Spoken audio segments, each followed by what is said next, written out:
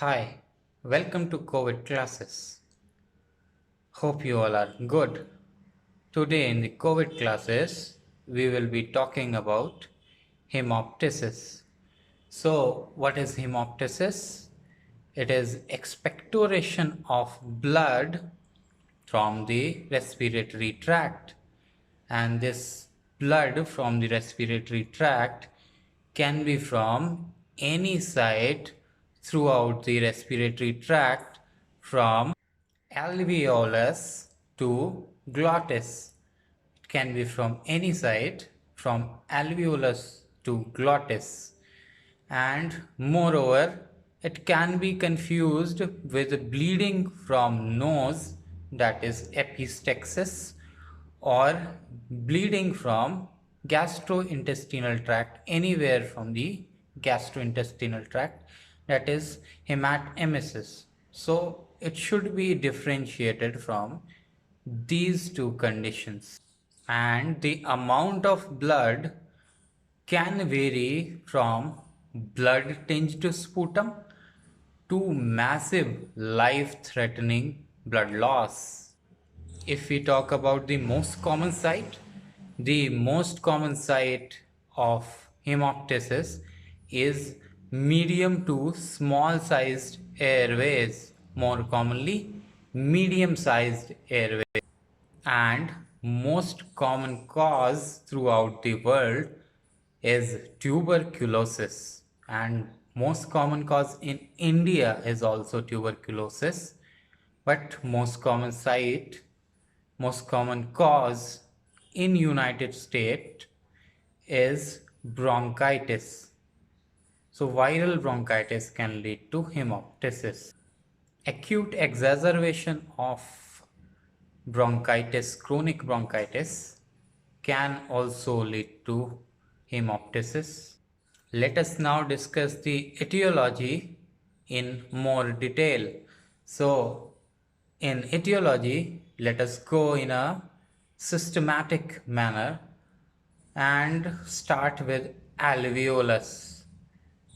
So, diffuse alveolar hemorrhage can cause hemoptysis, and diffuse alveolar hemorrhage can be due to various inflammatory and non-inflammatory causes. Inflammatory causes include small vessel vasculitis and capillaritis, including granulomatosis with polyangiitis, microscopic polyangiitis, systemic lupus erythematosus, Goodpasture syndrome, that is antibody to alveolar basement membrane.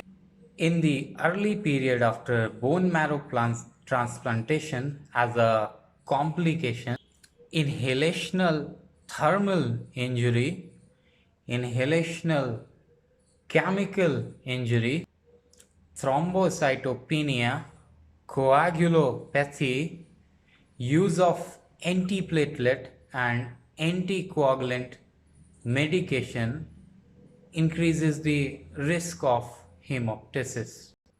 Bronchial bleeding due to involvement of bronchial artery and vein can lead to large amount of hemoptysis because this is high pressure circulation.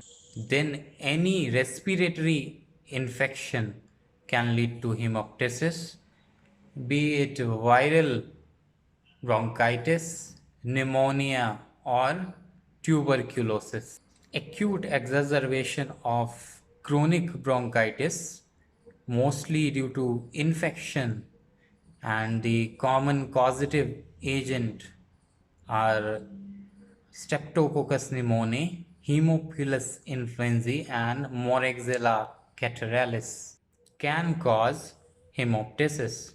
Then bronchiectasis, cystic fibrosis, bleeding from Rasmussen aneurysm, that is dilated pulmonary artery in the tubercular cavity, can bleed and can lead to large amount of hemoptysis.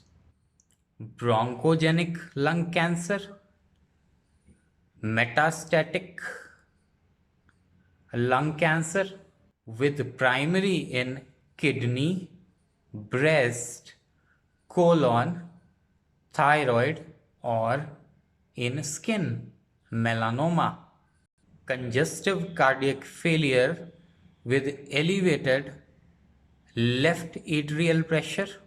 The color here is pink and frothy. Then mitral valve disease, pulmonary AV malformation, pulmonary embolism, and pulmonary artery hypertension. These are the major etiology of hemoptysis. Let us now talk about the evaluation of hemoptysis. So for evaluating, first of all, you should be certain if it is true or false hemoptysis, that is bleeding from anywhere other from the respiratory tract, from nose or gastrointestinal tract. Sometimes it can be confusing and require more evaluation to differentiate. History and physical examination is very important.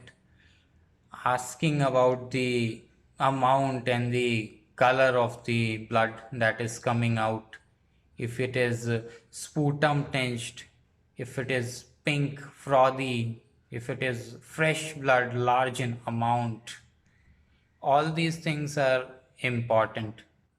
History of fever associated with chills, history of cough, history of breathlessness, exposure to inhalational agent that can cause injury to the respiratory tract, then history of smoking, risk factors for pulmonary embolism, then history regarding renal insufficiency, because pulmonary renal syndrome can lead to hemoptysis. Then physical examination include examination of vital sign, then examination of oxygen saturation, inspection of nares, auscultation of heart and lung, looking for peripheral edema and clubbing, looking for jugular venous, looking for peripheral signs like mucus telangiectasia. Then there can be tachycardia and hypotension if the amount of blood loss is massive. For the diagnostic evaluation, a chest radiograph is generally the first investigation that is used to look for the cause of hemoptysis.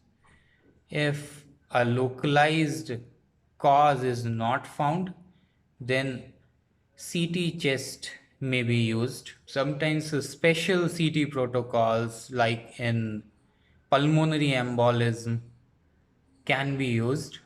Sputum examination for acid fast bacilli culture and gram stain can be done. Then hematocrit, platelet, renal function, urine examination, sometimes tests for ANCA, anti-glomerular basement membrane antibody, and ANA may be needed, and bronchoscopy may be needed for evaluation when cause is not found and it is a new onset hemoptysis. Let us now talk about the treatment. So treatment is basically finding out the cause and then treating the cause. But a quick intervention is needed when the amount of blood loss is massive. Making the airway patent is the first step in this condition, and then maintaining the hemodynamic stability. Airway can be made patent by endotracheal intubation. Ideal way is to identify the site of bleeding and isolate bleeding to one lung. A dual lumen ET tube can be used for this. Surgical intervention may be needed, which include embolization of the bronchial artery, cauterization or laser. Sometimes complete resection of the lobe may be needed. So this is all about treatment, and this is all about hemoptysis. And we have discussed the management, and we have discussed the etiology and evaluation also. So this is all for today's class.